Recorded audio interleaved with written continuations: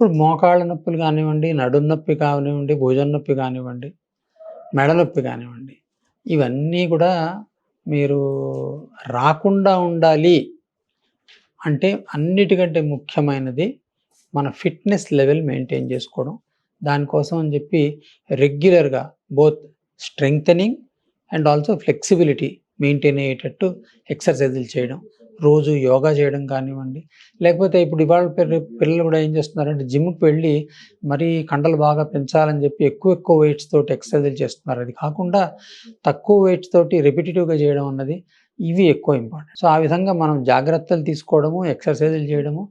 రెండోది వెయిట్ మన ఒబేసిటీ రాకుండా దానికి తగ్గట్టు డయట్ ఎప్పుడు కంట్రోల్‌లో ఉంచుకోవడం, హై ప్రోటీన్ డయట్ తీసుకోవడము, కార్బోహైడ్రేట్స్, ఫ్యాట్స్ కొద్దిగా తక్కువ ఉండేట్టు చూసుకోవడం డయట్‌లో.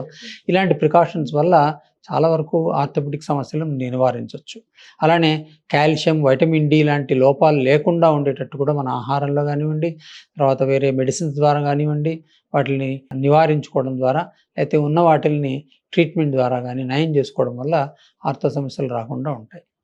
ఇంకా ఆర్థో సమస్యలు రావడానికి అన్నిటికంటే ముఖ్యమైన కారణం ఏంటి అంటే బ్యాడ్ పోస్చర్, రెండోది ఒబేసిటీ. సో, ఇవి 2 మనం జాగ్రత్తలు తీసుకున్నట్లయితే చాలా వరకు ప్రాబ్లమ్స్ లేకుండానే మన జీవితాన్ని మనం సాఫీగా గడపొచ్చు. 62 లక్షల మంది ప్రజల్లో మెడ్ప్లస్ బ్రాండ్ మెడిసిన్స్ కి మారడం వలన 915 కోట్ల రూపాయలు సేవ్ చేసుకున్నారు. అదే మెడిసిన్స్ అదే క్వాలిటీతో 50 to 80% డిస్కౌంట్లు.